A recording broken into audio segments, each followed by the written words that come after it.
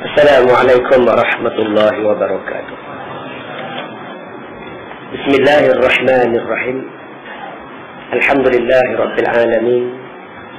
Wassalatu wassalamu ala ashrafil anbiya'i wal mursalin wa ala alihi wa sahbihi ajma'in.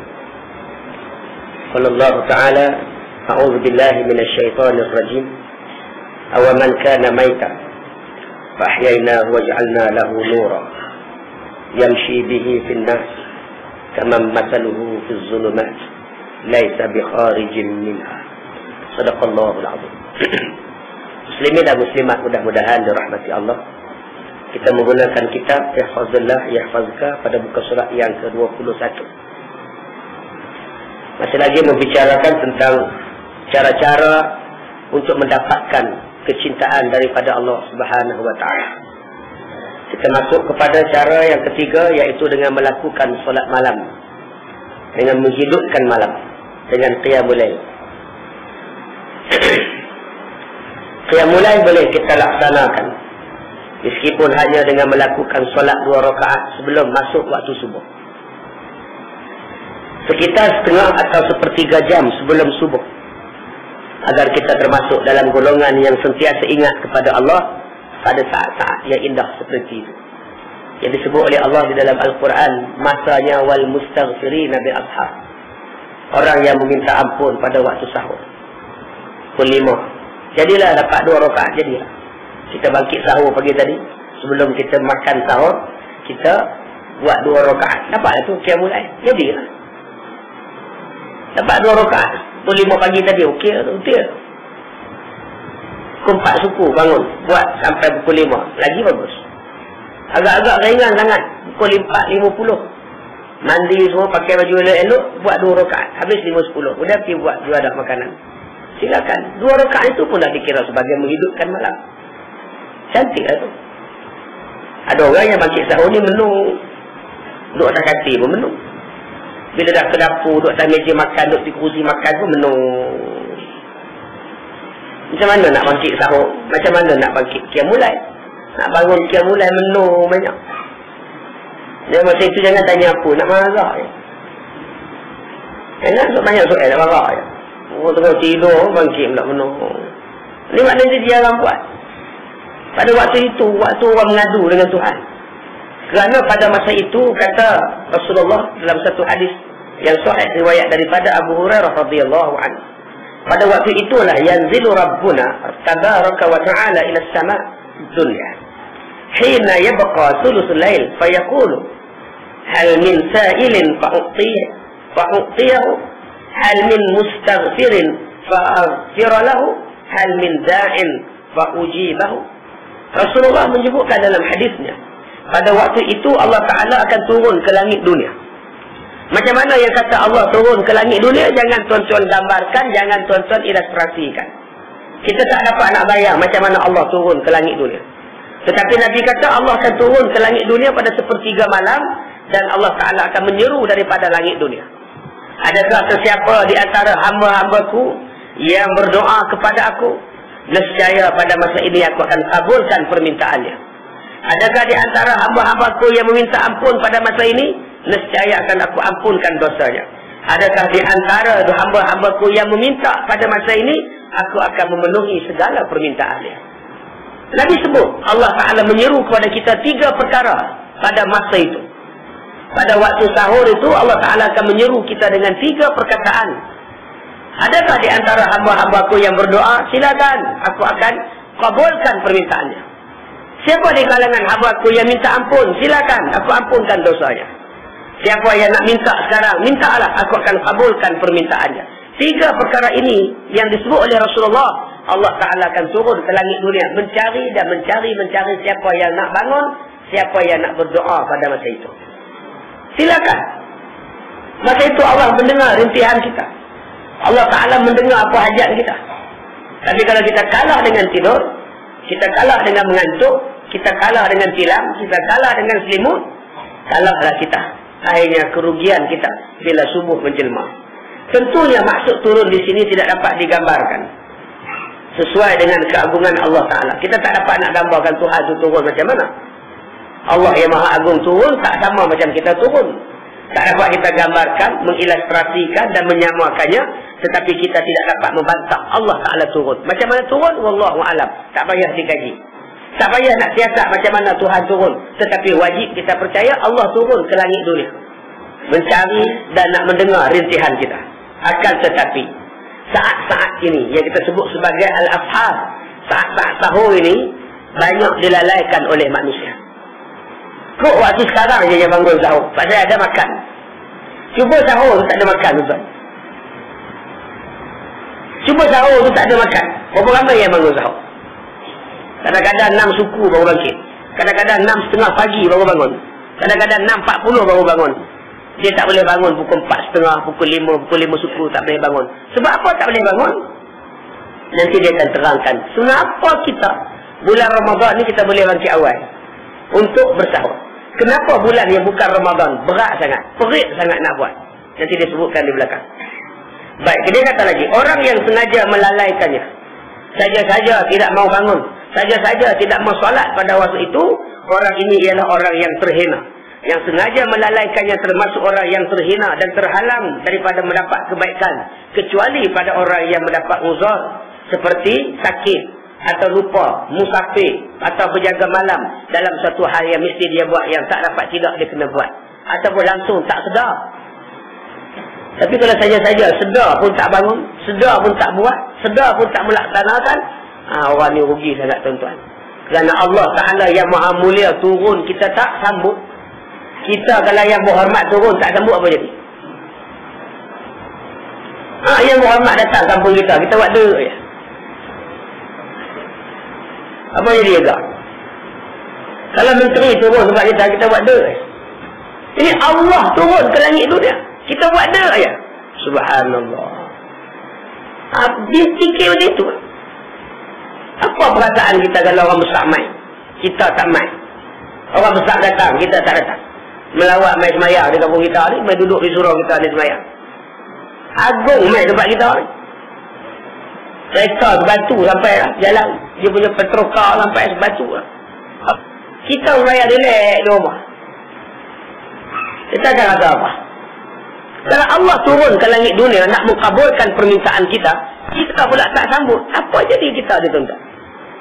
Adakah kita ni hamba kepada Allah Subhanahu wa ta'ala?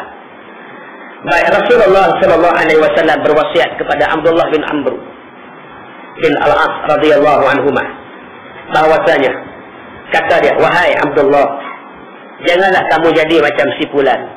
Dulu dia rajin qiyamul lail. Nabi sebut, kamu jangan jadi macam satu hamba Allah, dulu rajin qiyamul lail, sekarang haram, tak ada bangun dah. Sebab tu tuan-tuan, tak disuruh banyak-banyak. Sebab tu dia kata tadi, 2 rakaat pun cukup, tapi berterusan. 2 rakaat pun memadai satu malam, tetapi yang nak ialah berterusan. Yang kita faham hari ni, dia mulai tak pun 3.30. 3.30 pagi start, dengan tasbih, dengan hajat, dengan taubat. Kena pula tu imam tu pula.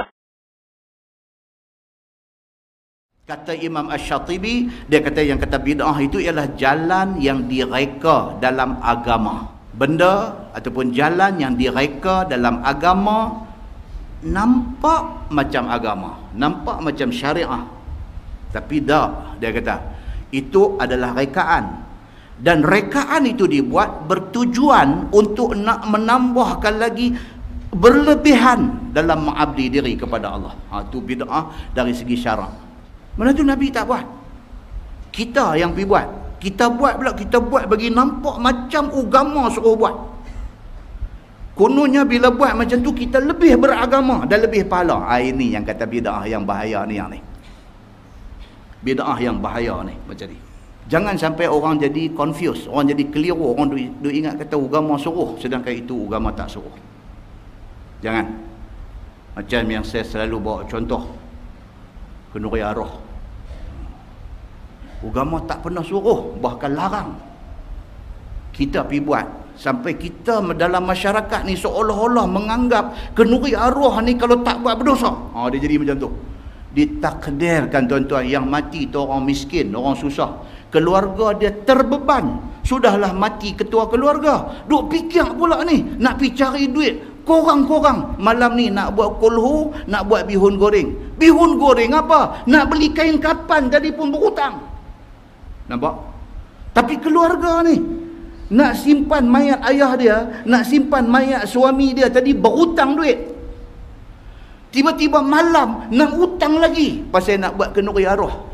Pasal apa yang nak buat juga ni? Kita kata tak payah buat lah. Dia kata tak boleh. Saat ni orang kata apa kalau tak buat? Nampak tuan-tuan? Yang ni yang kata bid'ah. Yang akhirnya menyusahkan orang yang duk ada. Walhal bukan suruh agama pun benda tu. Baik. Orang tanya pula habis tu, tak boleh buat kau Ustaz? Kalau tak membebankan. Tapi saya tidak buat. Nanti. Jangan kita sampai ke tahap ingat kata benda tu agama suruh. Jangan. Itu yang merosakkan kita. Saya dah cerita 2-3 kali dah di masjid ni. Lagi sekali nak cerita. Satu kematian di sebelah kawasan nelayan. Bukan adik-beradik saya pun. Tapi dia ni pernah berkawan dengan Allahyarham ayah saya dulu. Berkawan. Masa tu ayah saya ada lagi. Ayah saya kata jom kita pergi, lama tak pergi tengok kawan ni. Saya kata dia duduk di mana? Abang kata duduk di kawasan nelayan. Saya kata jom pergi. Tak tahu rumah tang mana, pergi cari. Jumpa kedai, tanya rumah sekian-sekian. Oh, dia kata tu yang orang ramai tu, situlah rumah dia. Pasal apa orang ramai dia kenuri ke? Dia tak kenuri, dia sakit 3 bulan dah, tak turun kelut 3 bulan dah. Oh iya ke? Kita pun turun pergi. Nak jadi habuan tuan-tuan. Sampai-sampai dia nazak. Saya pergi talqin di telinga. La ilaha illallah. Habis umur. Bini ni bangkit tuan-tuan. Dengan duk pakai berkemban. Cara-cara kampung ni. Bangkit. Pergi di penjuru dapung tu. Mati pun di lantai dapung rumah je. Orang susah yang teramat sangat. Pergi di penjuru dapung ada satu lemari. Buka. Tangan duk pegang kain dalam lemari, tarik jatuh berus-berus, duk jatuh di kaki dia. Jadi macam dia macam tak ingat macam apa, dia duk tarik kain jatuh berus-berus. Saya kata kat orang puan, pergi tanya dia duk cari apa. Pergi tanya makcik cari apa. Dia kata cari apa? Dia kata pakcik hang 3 bulan dah tak turun ke laut. Dia kata kami makan minum pun harap orang tolong aja. Dia kata ni nak kamwih. Dia kata ni nak kamwih dia dengan apa? Bukan ada duit sekepiang pun. Sekepiang dia sebut tuan-tuan. Sambung tu yang tak tahan. Dia kata apa? Ni ngam malam ni nak buat makan apa ni? Kenduri arwah nak jamu apa? Dia kata ni nak kamwih pakcik hang pun tak ada duit. Tuan-tuan, saya dengar dia ketak dada. Saya bangkit keluar, ada budak-budak muda duduk tu, saya panggil. Saya kata hampa pergi panggil Tok Imam. Bapak naik motor pergi. Tok Imam main-main kenal. Ustaz, adik-beradik ustaz ke? Saya kata tak, kawan ayah saya. Oh, Tok Imam, macam mana di sini kalau kematian macam mana? Matian macam mana nak kena urus ya? Tapi mereka ni susah Ustaz. Faham tuan? Mereka ni susah ni. Okeylah, saya kata paling korang berapa belanja? Paling korang habuan nak lepas hak wajib-wajib ya? Keperluan kapan, korek liang, apa mandi mayat, apa berapa? Yang tu kita clear dulu. Hak lain kalau hampa nak tolong dia, saya lagi minta budak-budak muda ni pusing kampung ni buat derma kilat untuk tolong. Dan tu Imam saya kata tolong jangan pergi cakap orang sepatah dekat keluarga ni kata malam ni nak buat apa-apa, tak mahu. Saya kata Tok Imam buat di masjid ajalah. Kalau nak buat kulhu ke nak buat apa di masjid, mintalah doa. Jangan bercakap sepatah pun dekat keluarga ni. Jangan bebankan mereka yang dah terbeban. Ya ustaz, ya ustaz. Tuan-tuan, nampak tak betapa Islam tu cantik dah. Kita pergi buat bagi jadi kerosot benda hak cantik ni. Itu contoh yang paling cantik kalau kita nak bawa betapa silapnya masyarakat di dalam memahami benda ni. Muslimin dan muslimat yang dirahmati Allah sekalian. Lepas ni insya-Allah kita masuk bab fi aklil aranib, iaitu bab yang datang pada menceritakan tentang hukum makan arnab. Lalu makan arnab. Lalu tak tahu, tapi dia ada cerita tentang hukum makan arnab. Kan ada orang bila kata sate dia makan. Bila kata sate dia makan. Tapi kalau habang kat dia awal-awal kata ni sate arnab ni, saya tak makan arnab dia. Kalau tak habang, dia bagus punya balik, dia pepak dengan lidi-lidi sate semua dia pepak. Lepas tu dia tanya pula, dia kata sedap ni sate mana ni? Dia kata ni sate Tanjung Dawai. Bagus kata. Tanya dia balik, hantar sate apa? Sate apa? Sate arnab. Sengap tu. Tak kata apa? Sengap. Kan? Kata tadi haji dok abang kata tak makan arnab kan? Tak kata apa dah, sengap Pasal apa sengap? Pasal dia duduk main geli pun ada dalam perut tu, dia duduk main geli. Dia duduk main geli tapi makan-makan dah, tapi sedap dia kata. Dia duduk main geli, dia sengap, dia tak bercakap apa. Dia naik kereta balik, dia abang kat bini dia kata sedap juga arnab ni. Dia kata. Ada tajuk anak main ni baru nak tahu hukum boleh tak boleh makan arnab. Tapi dah makan banyak dah.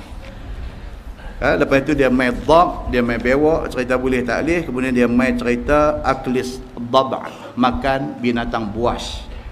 Boleh tak boleh, yang kata memerang serigala, musang, boleh tak boleh makan. Yang dia main dalam tajuk-tajuk yang akan datang insya-Allah.